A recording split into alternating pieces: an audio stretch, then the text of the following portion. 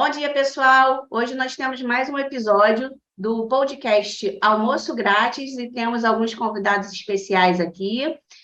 O Marcelo Lessa, que está sempre junto com a gente, a Sani, eu sou Paula, eu sou membro fundador da Rede Brasileira de Renda Básica, gosto muito do assunto e hoje a gente vai discutir aqui sobre a moeda social. Bem-vindos!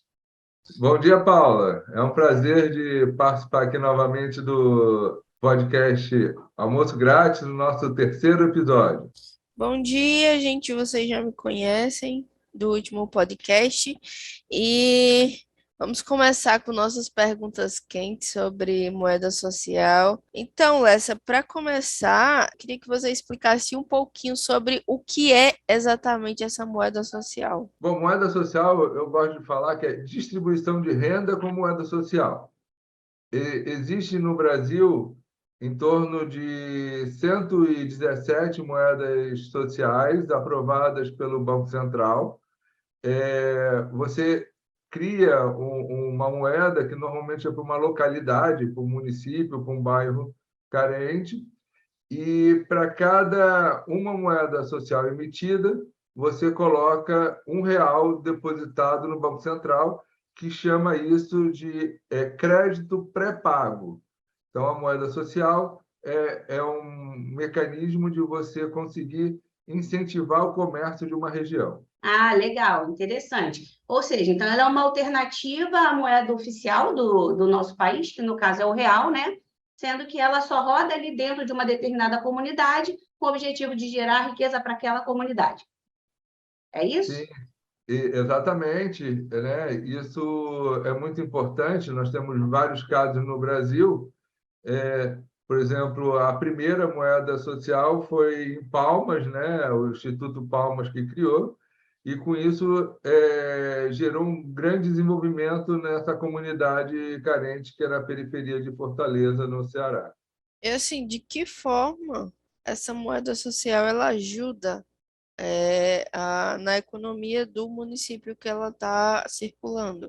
A distribuição de renda com a moeda social, ela tem condições de ajudar a economia, porque como ela circula só no município, ajuda o comércio local. Por exemplo, Maricá, que é uma cidade no estado do Rio de Janeiro, que fica a 50 quilômetros da capital, o Rio de Janeiro, grande parte da população e fazia suas compras durante o horário de expediente. E aí, com a implantação da distribuição de renda através da moeda que lá é chamada de Mumbuca, grande parte das compras passaram a ser no comércio local. Lá começou com um valor pequeno de R$ 10. Poucas pessoas acreditaram no projeto quando a prefeitura lançou, só 42 pessoas. Então, eu gosto de dizer que qualquer município é capaz de começar esse processo. E aí depois aumentou para R$ 20, R$ 30, e foi se expandindo, até por causa da descoberta do petróleo, que veio depois. Foi feita uma expansão para 42.500 pessoas no valor de 130 mumbucas ou reais. Depois passou para 170 e hoje em dia está em 200 mumbuca por pessoa. Então, com isso, está tendo uma injeção de 6, 8 milhões de reais por mês no comércio local de Maricá. E teve uma grande expansão. Eu soube de um case que eu fiquei fascinado. Tinha um senhor que tinha uma vendazinha, né, de hortifruti, e depois da implantação do Mumbuca, ele conseguiu expandir para ter 7 lojas de venda de hortifruti, porque no início os grandes mercados não se cadastraram, porque poucas pessoas acreditaram no projeto, e teve um grande fluxo de dinheiro nos pequenos comércios. Legal. Eu vivo numa cidade do interior do Rio de Janeiro que acontece algo semelhante. A cidade que eu moro aqui é bem pequena e a gente prefere fazer as compras, principalmente compra de mercado, na cidade vizinha, mas também por conta do preço. Aqui na cidade onde a gente mora, o preço é mais caro do que comprar na cidade vizinha. Será que os munícipes, se fosse implantado aqui uma moeda social onde eu moro, não teriam uma certa resistência de receber em moeda social e não em dinheiro o benefício da distribuição de renda, porque não vai ter uma capacidade de compra com esse valor tão grande quanto teria se fosse em real? Uma coisa que a gente acredita e até já observou é que, à medida que é injetado um valor significativo no comércio local, aumenta o fluxo, aumenta o giro de produtos nos comerciantes e dá a eles condições de, comprando com maior volume, melhorar a negociação e conseguir baixar o preço para competir com o de outras cidades. Então, é extremamente sadio para o município quando ele faz circular dinheiro na economia local, melhora em vários aspectos, por exemplo, na criação de empregos. Então, quando você tem necessidade de mais reposição de estoque, de tudo que está envolvido com o comércio, você acaba desenvolvendo a cidade e dando mais condições de competição com outros comerciantes. É maravilha, né? Isso acontecendo, inclusive, a gente não precisa mais viajar para a cidade vizinha. Perfeito. A gente pode até pensar assim não em mercados grandes, mas, por exemplo, o carinha que vende pastel, sabe? Imagina, você não tem o dinheiro lá, mas você tem um mumbuca para comprar o pastel. Vai ajudar essa pessoa e você vai comer seu pastel, entendeu? Isso vale para todos os comerciantes, né? Isso. De todos os tamanhos, né? Sim, sim. Eu gosto muito de um livro do professor Prahalad, que é um indiano, que até ganhou o Prêmio Nobel de Economia, que o nome do livro é Riqueza na Base da Pirâmide, como erradicar a pobreza através do lucro. Ou seja, a questão da distribuição de renda através da moeda social vai dentro desse caminho, porque você consegue estimular pequenos negócios, como você estava falando. Então, quando as pessoas passam a ter um dinheirinho, vai permitir que compre um X-tudo na esquina, ou então um cachorro-quente, ou uma pizza para um final de semana. E isso vai criar uma série de pequenos negócios, principalmente nas periferias das cidades, dando oportunidade das pessoas serem empreendedores e gerando uma economia na base da sociedade. Então, é um grande fenômeno. E aí também entra uma outra coisa extremamente importante.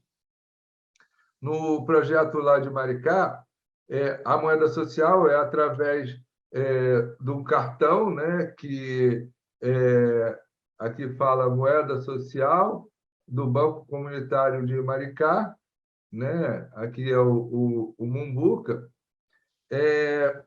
E quando você usa ele no comércio local, da mesma forma que o Visa, o Mastercard, desconta de 2% a 5% do comerciante, o banco comunitário ele recebe, por essa prestação de serviço, 2% a 3% em cima do valor da compra. Quem paga isso não é o munícipe, não é o usuário, é o comerciante, e normalmente é mais barato do que ele já paga ao Visa e ao Mastercard.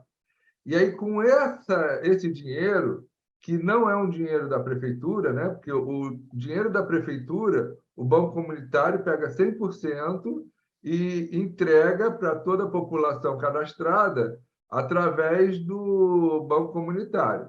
Agora, essa prestação de serviço é um dinheiro gerado do Banco Comunitário. Então, ele pode emprestar para a população a juros zero.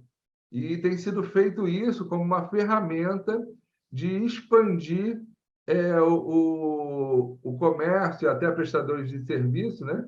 Através do microcrédito. Então, isso tem sido também uma ferramenta extremamente importante dentro daquela ideia da riqueza na base da pirâmide, para você desenvolver a sociedade, gerando pequenos comerciantes que possivelmente podem se tornar médios e até grandes. Aí eu queria entender uma coisa.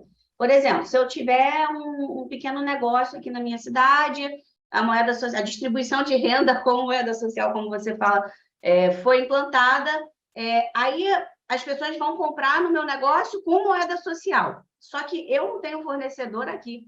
Como é que eu faço para comprar se eu recebi tudo em moeda social nos meus fornecedores se eu não vou ter real? Muito boa pergunta.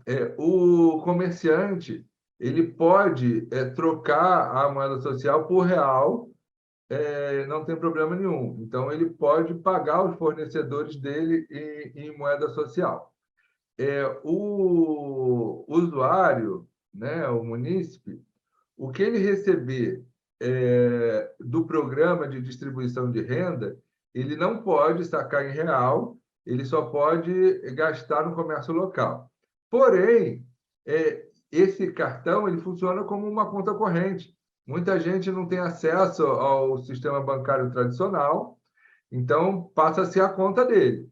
E ele pode depositar reais nessa conta do banco comunitário, e o que ele depositou em real, ele pode sacar em real. Então,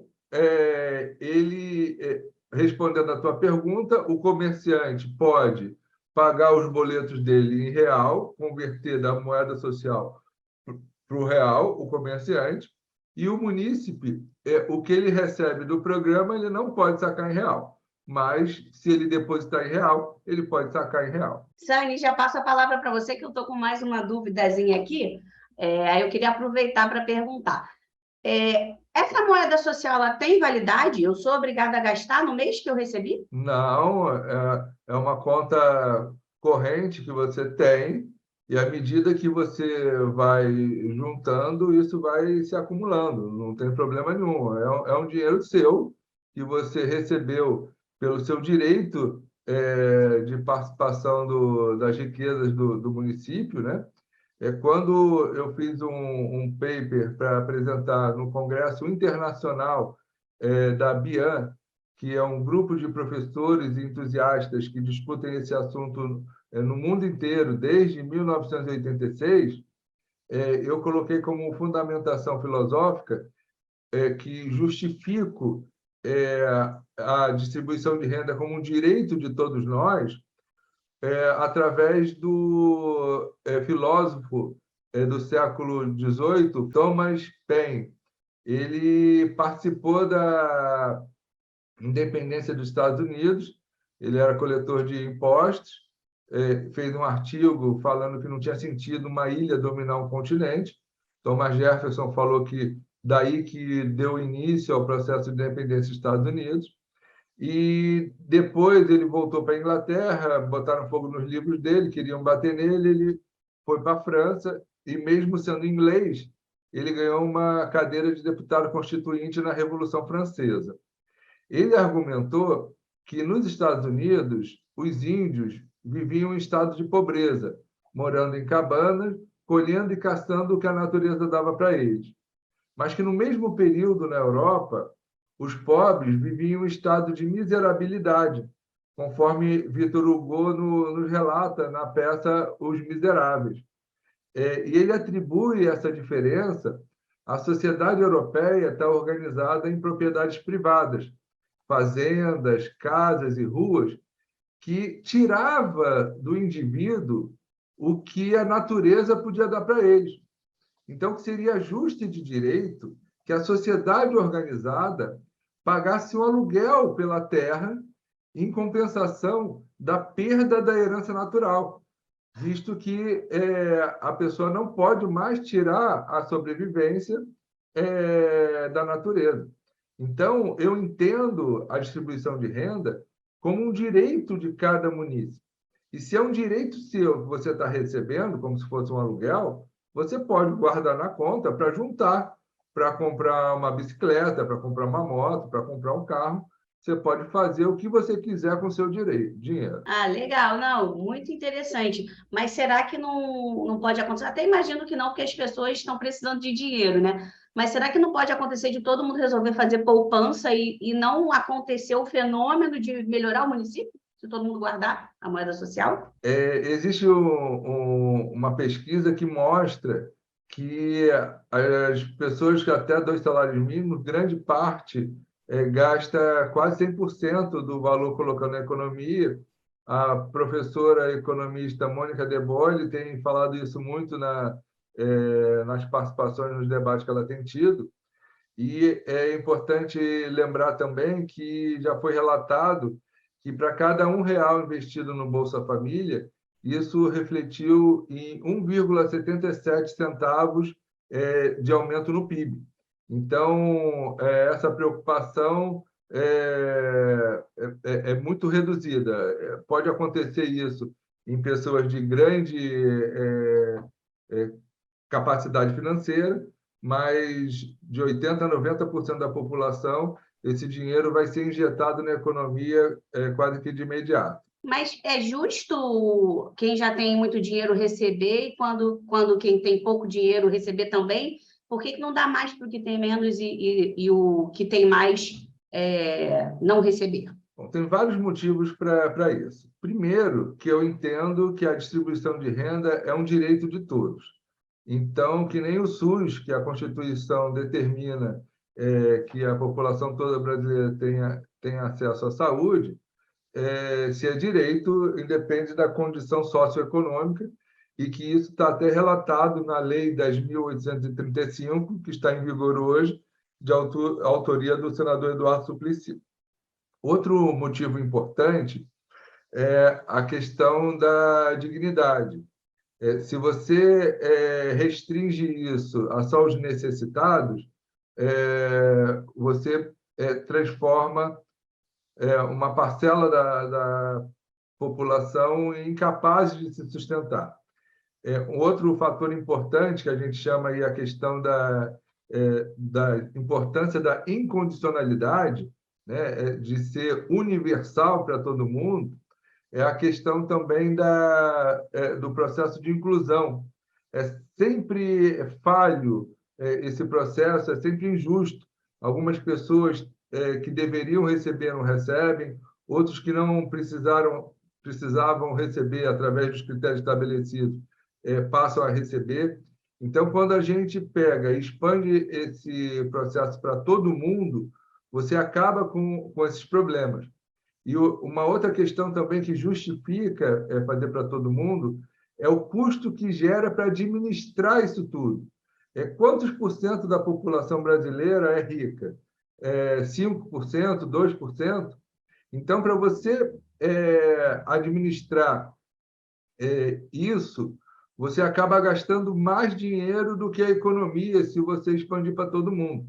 Então, quando a gente entende que é um direito de todo mundo, e que isso permite que todas as pessoas tenham a verdadeira liberdade, né? Podendo pegar e, através de uma renda básica e, no futuro, uma renda digna, se dedicar a um estudo para que possa evoluir e ter uma melhor oportunidade de trabalho. Então, a gente entende que, independente da condição socioeconômica, todo mundo tem que receber. Alguns colegas do Canadá que falaram na ideia de, caso realmente não queira dar para os mais ricos, que pode pegar e resgatar isso no imposto de renda. É só você pegar e, se foi dado, sei lá, R$ 100 por mês, R$ 1.200 por pessoa no ano, você pega, quem pagar imposto de renda, você soma lá mais 1.200 para a pessoa devolver.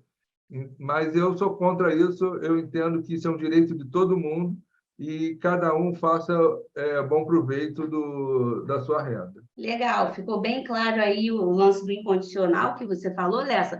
Eu queria que você explicasse mais um pouquinho sobre o incondicional, porque uma coisa que eu vejo muito acontecer as pessoas, quando arrumam um emprego, pedirem para não assinar carteira, para não perder algum benefício, ou então simplesmente não querer arrumar um emprego, para não perder um benefício. Aí eu queria que você esclarecesse para a gente um pouco melhor como que funciona o incondicional. Isso que você falou tem até nome, que a gente chama de armadilha do desemprego ou armadilha da pobreza.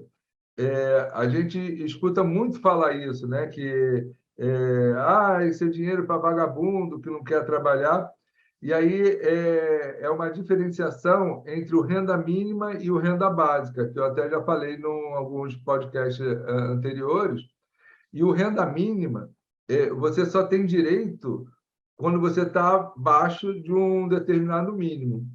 E aí o que acontece? Quando você arruma um emprego e você passa a ganhar mais, você tem que abrir mão desse direito e parar de receber. Então, se você for demitido, né, porque o mercado de trabalho é instável, e você tiver a necessidade de precisar novamente, você tem que entrar numa fila, que hoje em dia está em torno de 2 milhões de pessoas.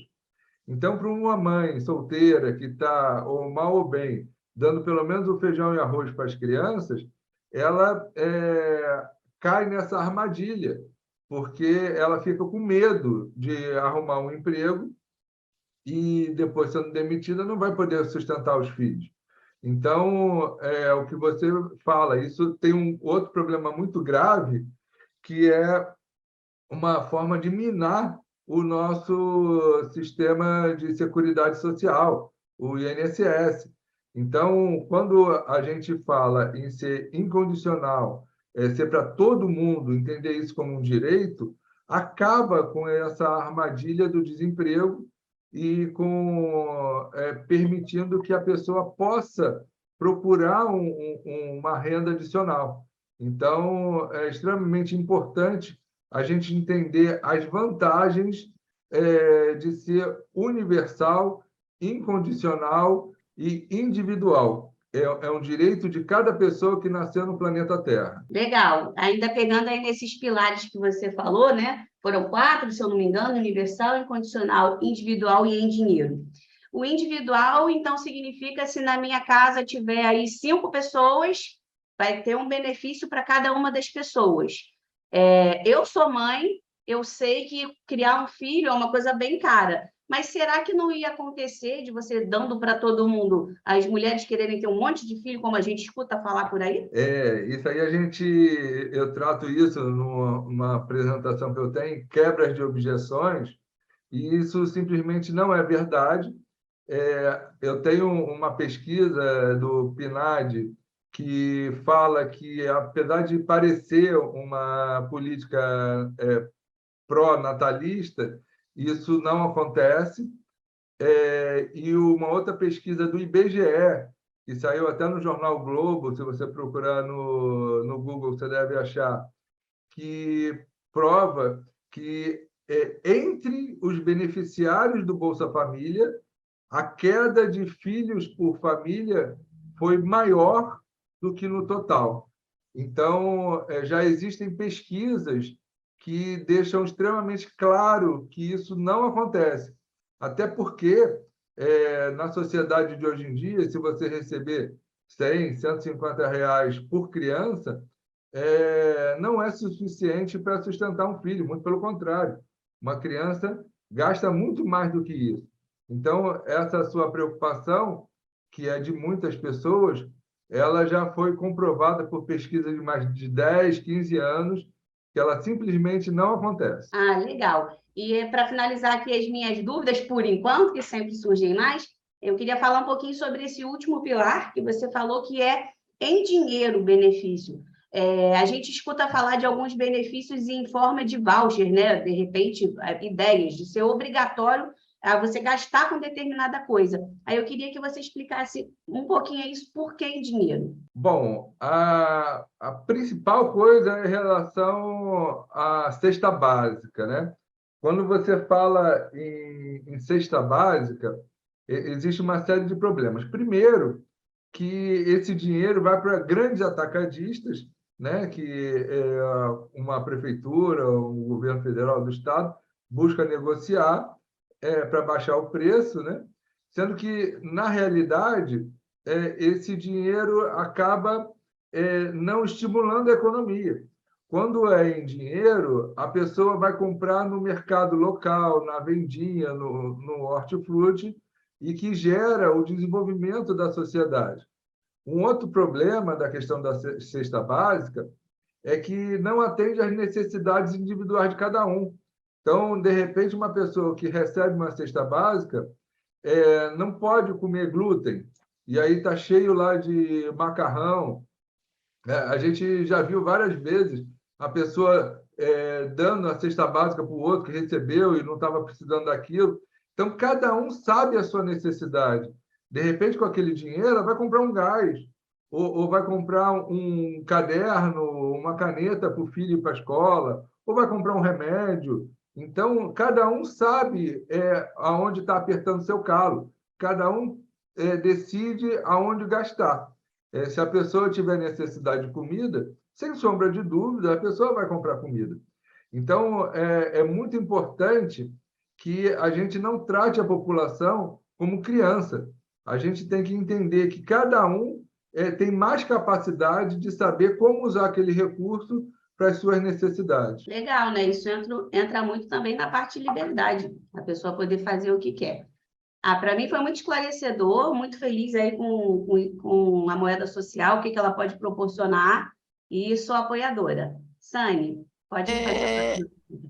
a moeda social, ela pode ser comparada com o cartão do Bolsa Família. Sim, a grande diferença do cartão do Bolsa Família para a moeda social é que a moeda social, ela normalmente ela restringe a área de atuação. O Bolsa Família, você saca o dinheiro em real e você pode comprar em qualquer lugar o que você precisar. E aí, com isso, perde-se a oportunidade de estimular o comércio local de uma determinada cidade, né? Então, a grande diferença é a questão da restrição da localidade onde esse valor financeiro vai circular.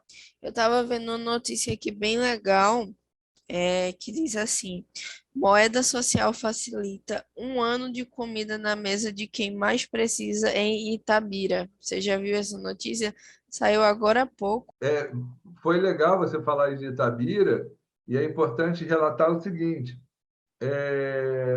depois do auxílio emergencial de junho de 2020, esse tema da distribuição de renda, como saiu uma manchete na Folha de São Paulo, que era um tema folclórico e passou a ser necessário, ele está se expandindo.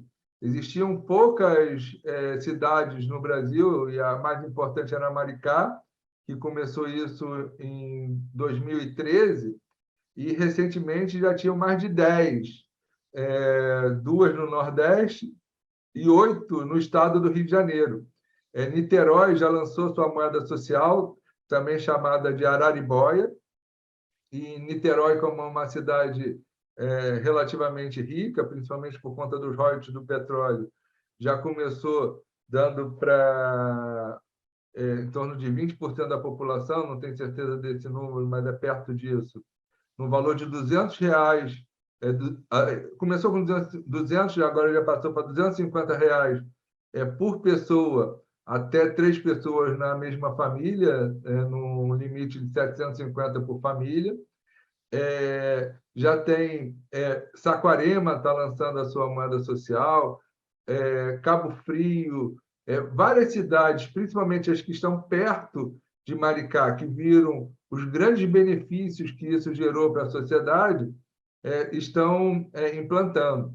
A própria Rede Brasileira de Renda Básica, no início da eleição de 2020 para prefeito, nós criamos a bancada da renda básica e fizemos um debate com os candidatos a vereadores e prefeitos de várias cidades.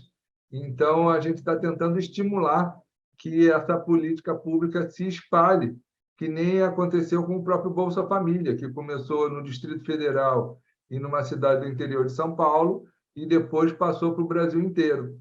Então, a gente está trabalhando para que a distribuição de renda, através de moeda social, passe para vários municípios. Eu tenho tentado contribuir aqui na Prefeitura de Itatiaia, do Estado do Rio de Janeiro. Já foi feito um projeto de lei, está se negociando para incluir na Lei Orçamentária Anual, no LOA, para prever esse valor para 2023, e aí o projeto de lei vai ter que ir para a Câmara dos Vereadores, sofrer as alterações necessárias em cima desse projeto, sendo aprovado para começar a distribuição de renda no ano seguinte.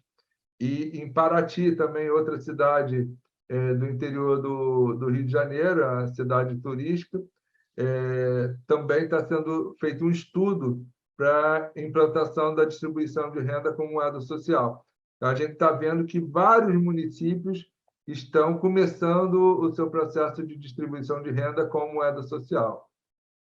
Legal esse movimento aí dos municípios já estarem estudando essa possibilidade, mas eu queria saber, você comentou ainda há pouco que em Niterói, que a distribuição é da Araribóia, né? Que tem uma limitação de valor por família. Eu sei que, por exemplo, em Maricá também, nem toda a população recebe. Então, na verdade, a gente ainda não conseguiu atingir o universal, incondicional, individual e em dinheiro. Algum lugar já conseguiu fazer isso? No Brasil, eu desconheço, mas nós temos alguns casos no mundo.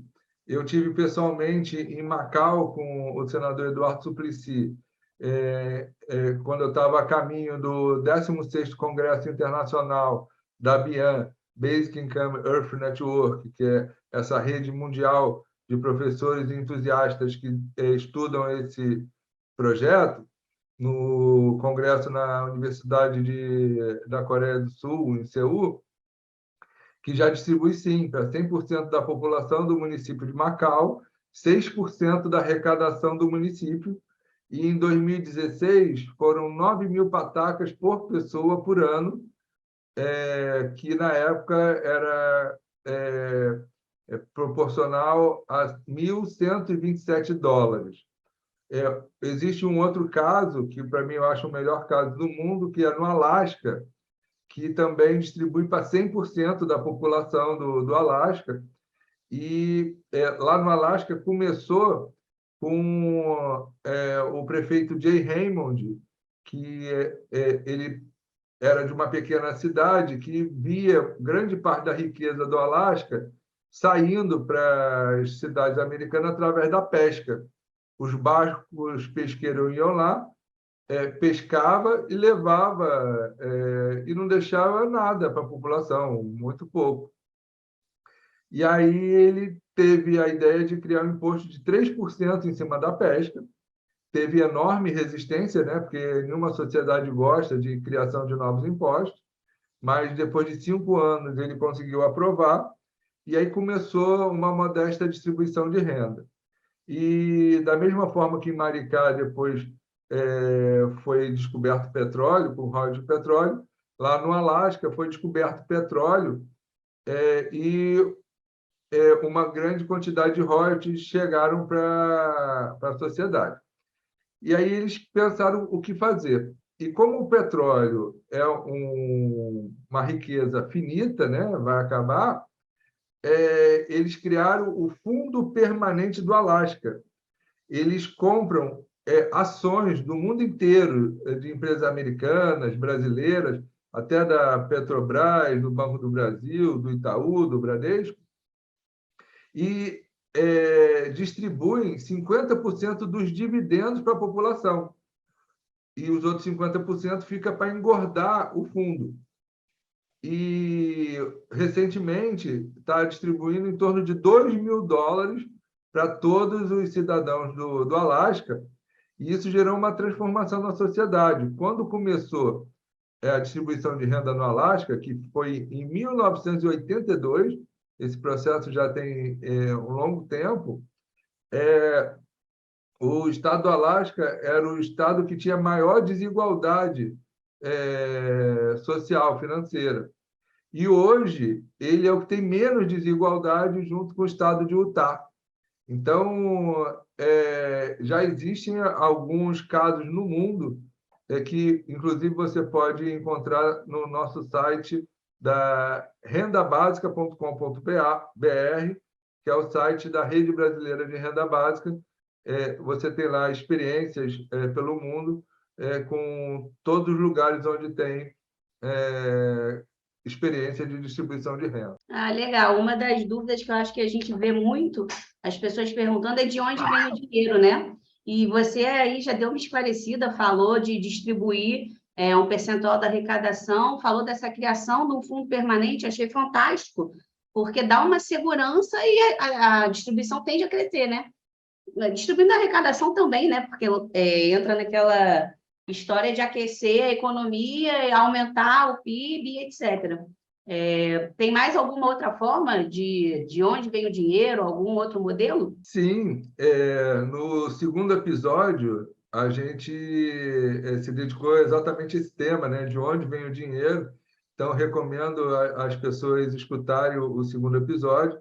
Lá eu relato umas 5 formas da distribuição de renda, que, resumidamente, né? Através de impostos do Estado, também da questão da criação do fundo permanente, e é um tema bastante extenso que vale muito a pena escutar o segundo episódio do podcast. Então é isso, eu acho que ficou bem esclarecido. Para mim ficou muito bem claro os motivos da implementação da moeda social. Obrigada, Marcelo. Muito obrigada, Paula, pela participação. Perguntas extremamente valiosas. E eu queria saber se vocês têm algo mais a dizer para a gente finalizar aqui esse podcast incrível que foi hoje. Eu só queria agradecer aí pela oportunidade de participar. Quero que vocês implantem a distribuição de renda onde eu moro, me deem prioridade e super apoio o projeto. Obrigada por tudo. Eu que agradeço a oportunidade de estar levando esse debate, né? Eu acredito extremamente no poder da distribuição de renda, porque eu, quando comecei a pensar nisso, foi em 2007, né? Já são 15 anos que eu defendo a distribuição de renda. Eu pensei numa forma da gente conseguir melhorar a sociedade. E quando eu imaginei que o Estado pegasse uma parte dos impostos e devolvesse em dinheiro, eu imaginei como que isso ia refletir na sociedade, combatendo a questão da fome, a questão da criminalidade, porque grande parte da população que entra no crime entra pela porta da necessidade. A questão da prostituição, né? O senador Suplicy normalmente fala que, com a distribuição de renda, as pessoas vão poder dizer: não, eu não quero a prostituição, eu não quero que o meu filho seja um aviãozinho do tráfico. Então, muitas mães fazem vista grossa porque o filho está levando comida para a mesa dos outros irmãos mais novos. Então, a distribuição de renda ela vai ser transformadora na sociedade. E eu fico pensando, será que existe como a gente melhorar a nossa sociedade? E eu acredito que a gente pode sair da onde a gente está hoje e ir para um mundo melhor. Então, é por isso que eu dedico boa parte das minhas energias e da minha vida à implantação da distribuição de renda no Brasil e no mundo, porque eu vejo que é uma forma da gente melhorar o sistema capitalista. Eu não sou comunista, eu entendo que a distribuição de renda ela pode expandir o mercado de consumo e aquecer a economia. E devido à quarta revolução industrial, que é a substituição da mão de obra humana pelos robôs, é uma necessidade da sociedade que a gente tenha, do início, uma renda básica e chegue no futuro, quando não tiver emprego para 50%, 80% da população mundial, que as pessoas tenham uma fonte de sustentar as suas famílias. Então, a gente pegar parte do lucro de toda a sociedade, ou seja, parte dos impostos que a sociedade recolhe, e der diretamente para as pessoas, vai resolver esse grande problema que é a população perdendo seus empregos para os robôs. A gente pode encarar isso como uma coisa ruim ou como uma coisa boa. Porque se você pensar, tá, o robô vai tirar o emprego de todo mundo, isso é ruim. Por outro lado, se a gente pegar essa riqueza que os robôs vão criar e distribuir pela população, as pessoas vão ter, enfim, a verdadeira liberdade. Então, a gente pode estar construindo um mundo muito melhor para o futuro, onde quem quiser trabalhar, que o trabalho não vai deixar de existir, ele só vai diminuir a quantidade de postos, vai poder trabalhar para ter uma boa renda, comprar o seu carro de luxo, fazer viagens, etc. E a gente ter uma sociedade onde quem quiser se dedicar ao esporte, à cultura, ou cuidar dos filhos, ou de um pai idoso, a gente possa ter isso. Então, eu acredito plenamente que é possível a gente ter um mundo melhor. Então, é por isso que vale a pena a gente insistir na implantação da distribuição de renda. Muito legal, Lessa. Então, eu queria deixar uma proposta aqui. Hoje a gente focou bastante na parte econômica, né, da distribuição de renda. Eu queria, de repente, deixar uma proposta para, nos próximos episódios, a gente falar um pouco mais sobre a parte social, a transformação na vida das mulheres, a transformação na vida da família. Eu acho que é um tema legal que a gente pode discutir. E também outro tema é a gente falar, focar mais aí na necessidade, justamente por conta dessa transformação que está acontecendo no mundo, da quarta revolução industrial. Fica aí sugestão para os 2 próximos temas. Convite, já estou aqui me sentindo em casa, convidando todo mundo para escutar os próximos temas aí nos próximos episódios. É isso aí. Aí eu só queria deixar o questionamento para o pessoal de casa. E aí, gente? Vamos mudar o mundo? Será que tem condições de mudar o mundo? Porque a gente vê as pessoas tão desestimuladas, né? Então, esse é um dos caminhos para a gente melhorar o nosso mundo. Não é isso? Com isso aí. certeza. Vamos mudar o mundo. Valeu, gente. Obrigada. Até o próximo episódio aí. Tchau, Tchau. tchau. Tchau.